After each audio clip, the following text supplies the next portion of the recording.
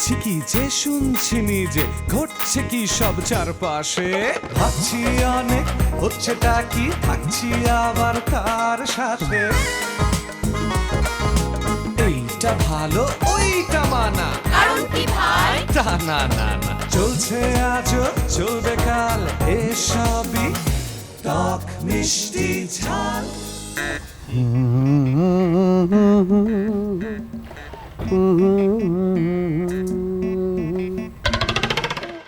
আমি বললাম আমি ফুল, তুমি কাঁটা।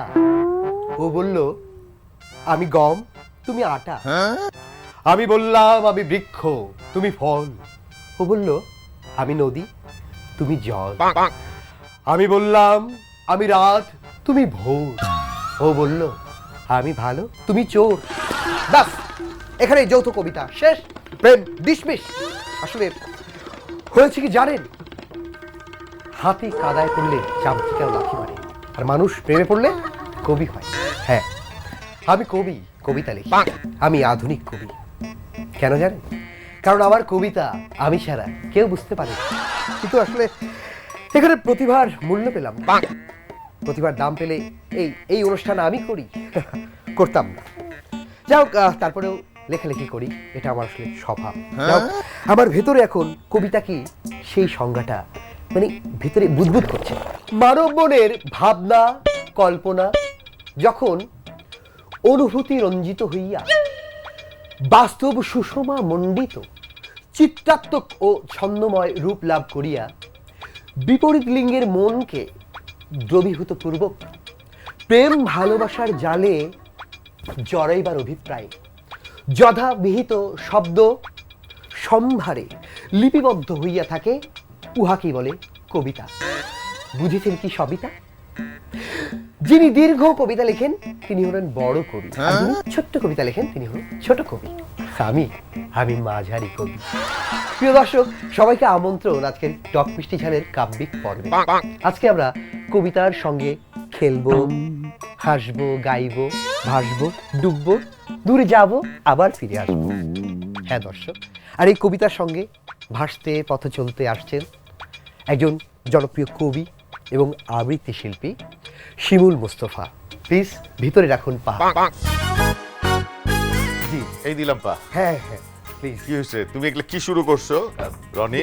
জি, হ্যাঁ, আপনি তোমরা আমাদের ভাত মারতে চাও? না, এই জাস্ট ছোটখাটো দু এক লাইন লিখিয়ে দু একটা জিনিস একটু কবিতা টবিতা পড়ে একটু ভাত টাত খাই, সেটাও তুমি যদি না দাও। এখন তো দেখতেছি তুমি যেভাবে কবিতা লিখতেছো, কবিতার তো 12টা বাজতেছেই।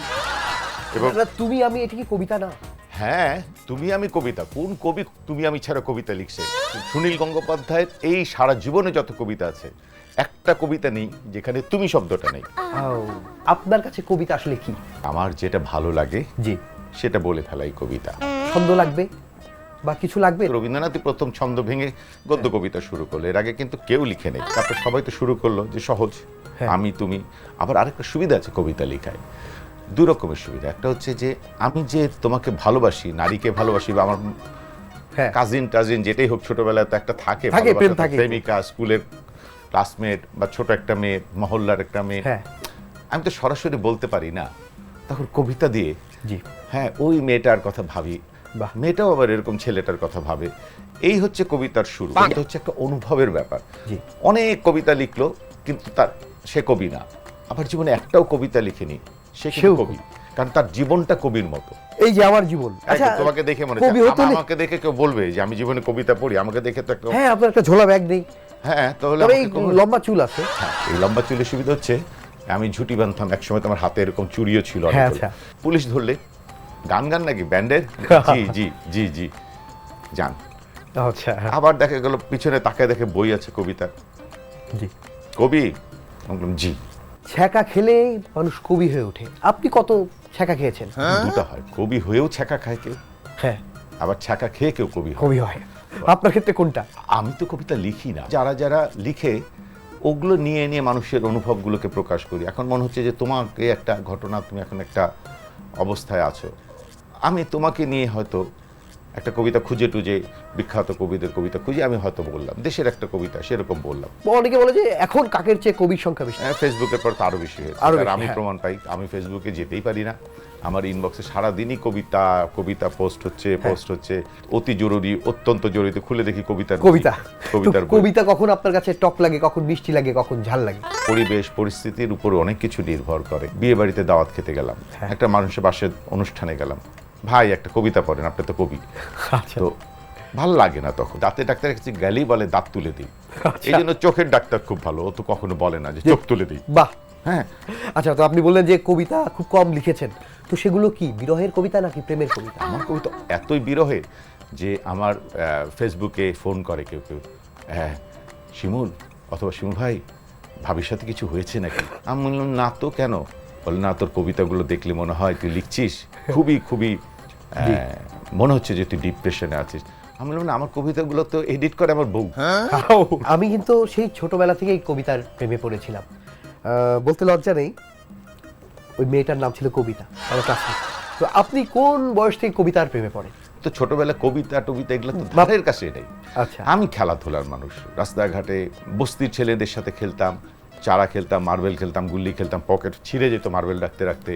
অন্য কিছুর মধ্যে আমার কোনো আগ্রহই ছিল না। আমার বাসাটা একটু কালচারাল ছিল, ভাই তার শিখতো, বোন গান শিখতো চারুকলাতে। তো তখন থেকে আমার বাবা মা দুজনই চারুকলার, তো সেই সূত্রে আমাকে পারেনি তাদের সাথে মেলাতে আর কি।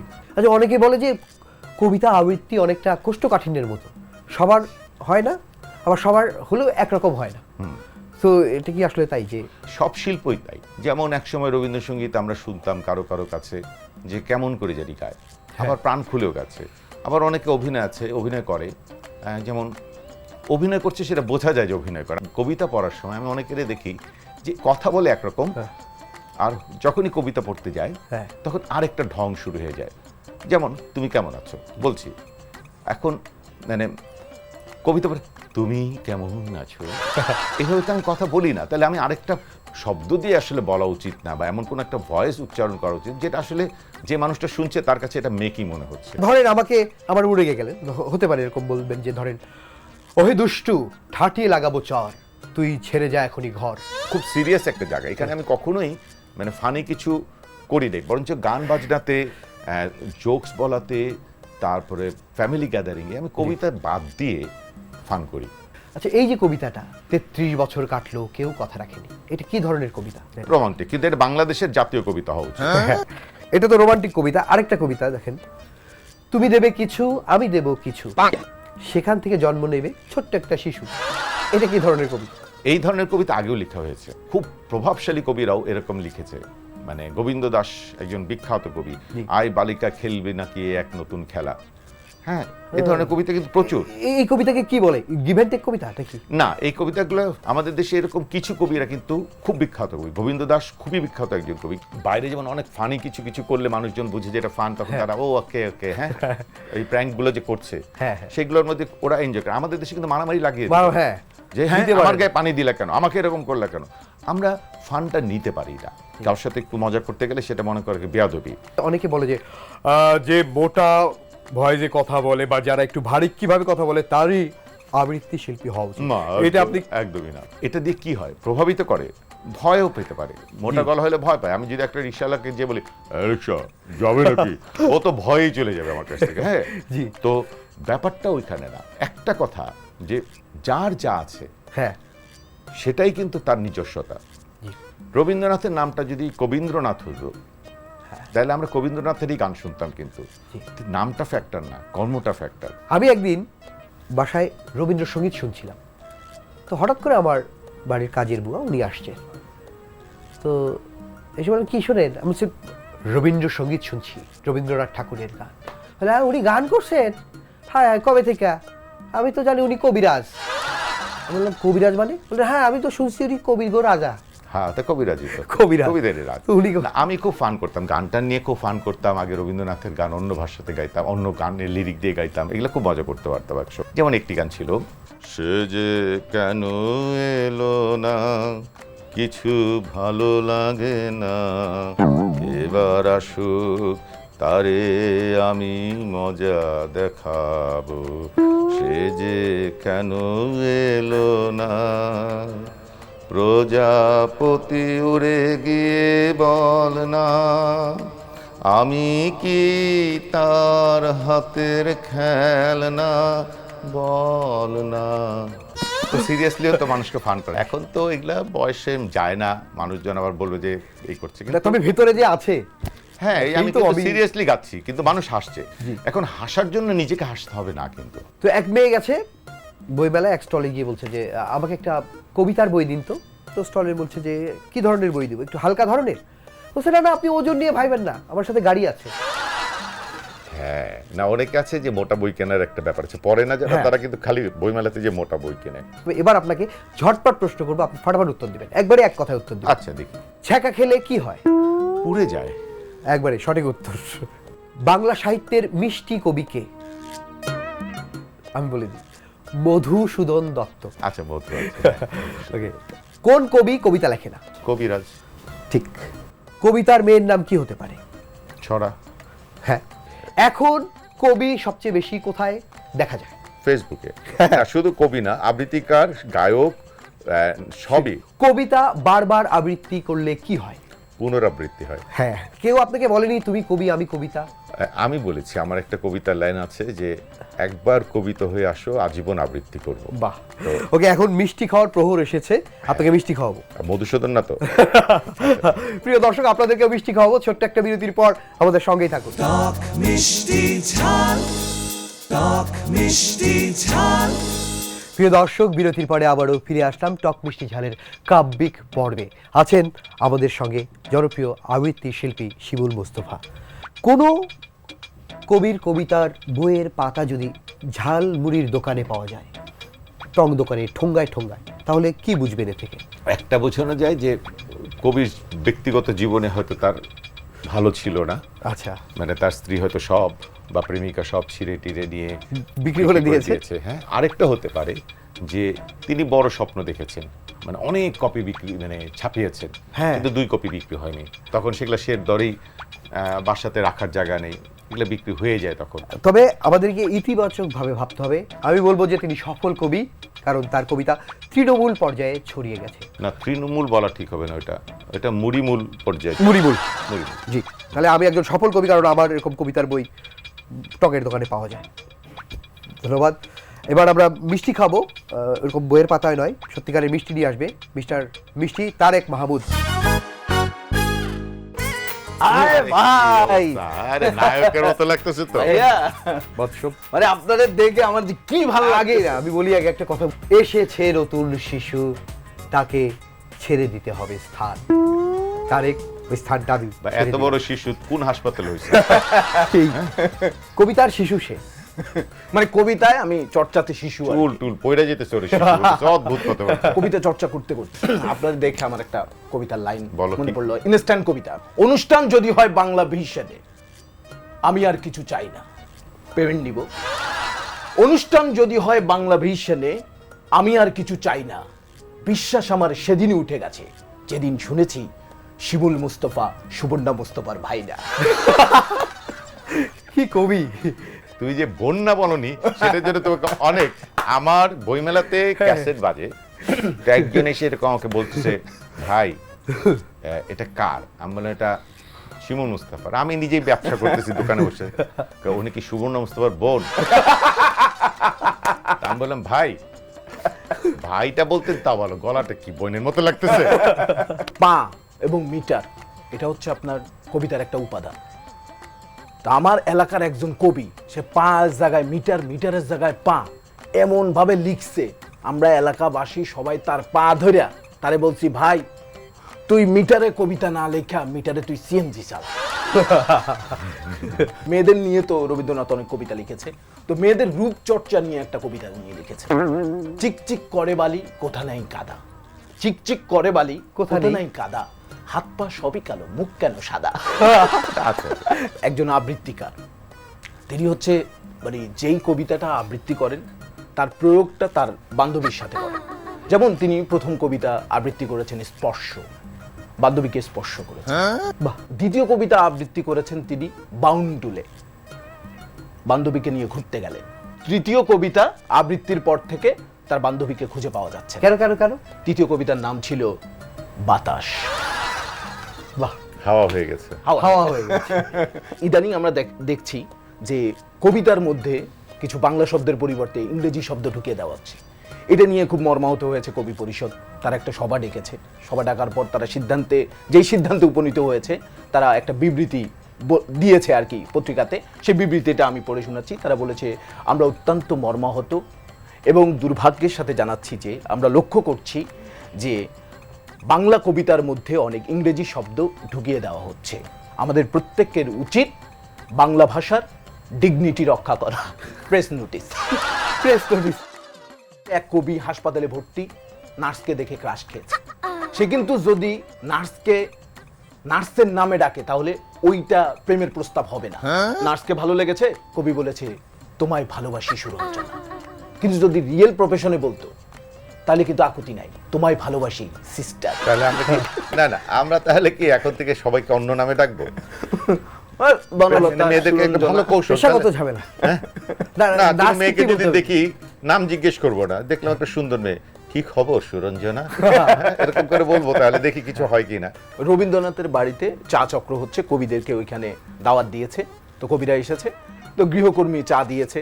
চা দেওয়ার পর চুমুক দিয়ে রবি ঠাকুর বলছে, আমারও পরানো যাহা চায়, কিছু নাই এ চায় গো।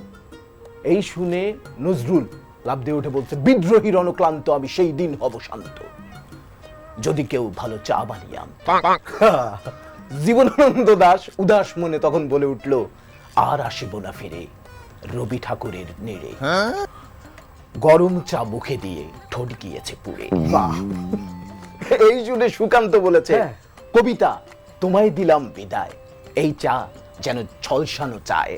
রুদ্র মোহাম্মদ শহীদুল্লাহ আর মানে টিকতে পারে নাই, কবিতারও গান শুরু করে দিয়েছে। গানে গানে কবিতা বলছে, ভালো আছি ভালো থেকো, চায়ে চিনি বেশি মেখো, দিও তোমার অতিথি দিরে।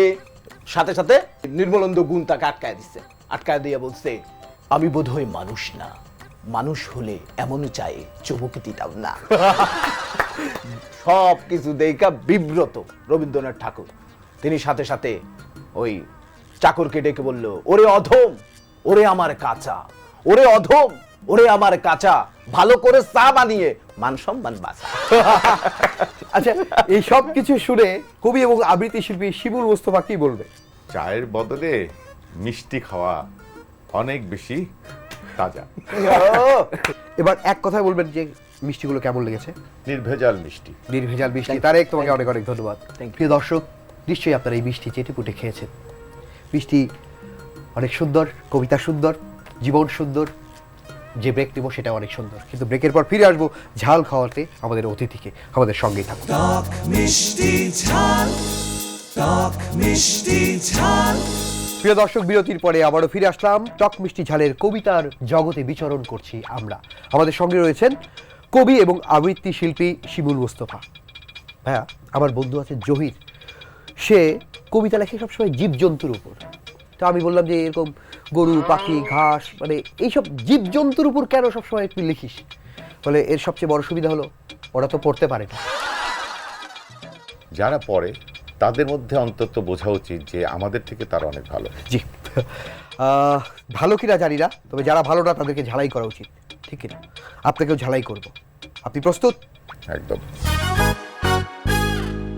শান্তিনিকেতন, ভারত থেকে রবীন্দ্রচন্দ্র মজুমদার প্রশ্ন করেছেন, কবি হিসেবে আপনার নাম শুনে চিনতে না পেরে গুগলে সার্চ করে চেহারা দেখার পর চিনলাম, এই ব্যর্থতার দায়ভার কার উপর চাপাবেন?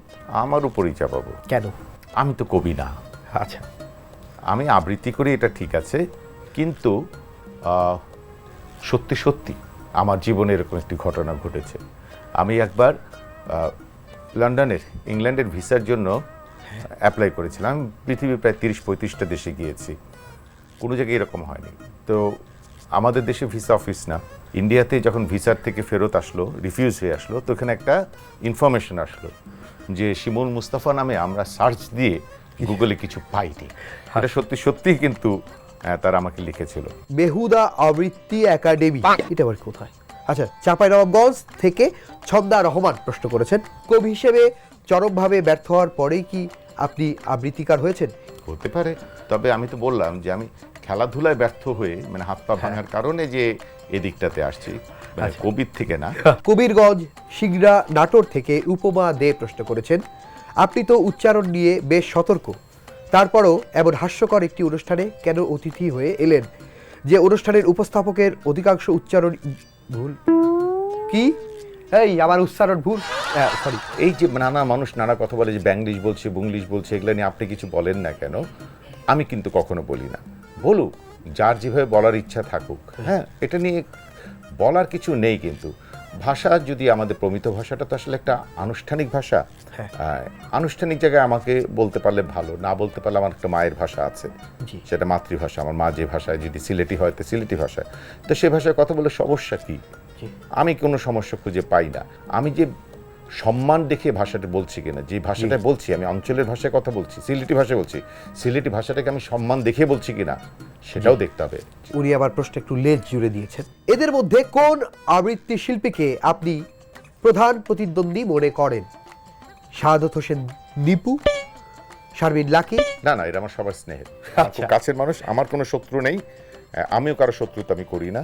আজিজ সুপারমার্কেট, শাহবাগ, ঢাকা থেকে জীবনানন্দ গোস্বামী প্রশ্ন করেছেন, হুমায়ুন আহমেদ বলেছেন, সত্য কথাগুলো সবসময় বক্তৃতার মতো শোনায়, মিথ্যাগুলো শোনায় কবিতার মতো। নিজের সম্পর্কে কোন দুটি মিথ্যা কথা আপনি সবাইকে বলে বেড়ান?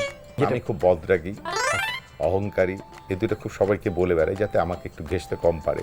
আচ্ছা, এই দুটো দেখলেও মনে হয় যে আমাকে দেখলে সবাই মনে হয় রুক্ষ টাইপের, কিন্তু যারা ব্যক্তিগতভাবে জানে তারা আমাকে, ইভেন আমার বাসাতে গেলে বুঝে যাবে, যে দেখা যাবে যে আমি এই মানুষটাই আরেক রকমের হয়ে গেছি। আশাগুনি সাতক্ষীরা থেকে মাইকেল সনেট বাবা, উনি প্রশ্ন করেছেন, নিজের আবৃত্তির সংগঠন থাকলেও তরুণদের সুযোগ না দিয়ে আপনি সারা বছর নিয়মিতভাবে একক আবৃত্তির অনুষ্ঠান করেন, নিজের পজিশন হারানোর ভয়ে কি এমনটা করেন? ওরা পারে না দেখে করে না। আমি ছোটবেলা থেকেই কবিতা পড়ি, ছোটবেলা থেকেই আমার একক হয়। আমিও তো ছোট ছিলাম এক সময়, এখন ওদের তো কেউ নিয়ে এসে করাবে না, যে করবে কেউ মানা করবে। এখন তুমি যদি আবৃত্তি অনুষ্ঠান করো, তোমাকে মানা করবে? কেউ করবে না। কবি, কবিতা, আবৃত্তি নিয়ে আমরা অনেক রকম কথা বলেছি, অনেক বিষয় আলোচনা করেছি। এ নিয়ে আপনার সর্বশেষ কথা শুনতে চাই। আমাদের সংস্কৃতি, আমাদের জীবনযাত্রা, মান, দুঃখ, কষ্ট, আনন্দ, বেদনা সব কিছুর সাথে কবিতার একটি সম্পর্ক আছে, যার ফলে যখন কোনো আন্দোলনের সম্মুখীন হই, আমরা বিপদের সম্মুখীন হই, তখন কিন্তু আমরা কবিতার কাছে চলে যাই। আমরা যখন উচ্ছ্বসিত হই, আনন্দিত হই, তখন কিন্তু আমরা কবিতার মধ্যে যাই। এদেশের রাজনীতিতেও দেখা যাবে যে বঙ্গবন্ধু থেকে শুরু করে যারাই বক্তৃতা দিয়েছেন, কবিতার লাইন কিন্তু নিয়ে এসেছেন। তো এ কারণেই বলছি যে কবিতা মানুষকে ভালো রাখে। এটা অবশ্যই মনে রাখতে হবে যে কবিতা মানুষের জীবনের একজন অভিভাবকের মতো কাজ করতে পারে। অনেক অনেক ধন্যবাদ আপনাকে। এই মুহূর্তে আমার কি বলতে ইচ্ছে করছে জানেন? কবিতা, তোমায় দিলাম ছুটি, পূর্ণিমার চাঁদ যেন ঝলসানো পাউরুটি। দর্শকদের উদ্দেশ্যে একটা স্বরচিত কবিতা আবৃত্তি করতে চাই। আজি হতে শতবর্ষ পরে কে তুমি দেখিছ বসি, আমাদের এই অনুষ্ঠান হাসি মুখ ভরে। হলো কি ভাই? হবে। তা আমাকে দিয়ে না হলেও আপনাকে দিয়ে হবে। আমি এবং আমাদের দর্শক আমরা সবাই মিলে আপনার একটি কবিতা শুনতে শুনতে এই অনুষ্ঠান থেকে বিদায় নিব। হাত বাড়িয়ে ছুঁই না তোকে, মন বাড়িয়ে ছুঁই, দুই কি আমি এক করি না, এককে করি দুই। হেমের মাঝে শুই না যাবে, প্রেমের মাঝে শুই, তুই কেমন করে যাবি, পা বাড়ালে পায়ের ছায়া আমাকে তুই পাবি। তবুও তুই বলিস যদি চাই, দেখবি তোর সম্মুখে পথ নাই, তখন আমি একটু ছোব, হাত বাড়িয়ে জড়াবো তোর বিদায় দুটি পায়ে। তুই উঠবি আমার নায়ে, আমার বৈতরণী নায়ে, নায়ের মাঝে বসবো বটে, না এর মাঝে শোব, হাত দিয়ে তো ছোব না মুখ, দুঃখ দিয়ে ছোব, তুই কেমন করে যাবি। বাহ, অনেক অনেক ধন্যবাদ আপনাকে।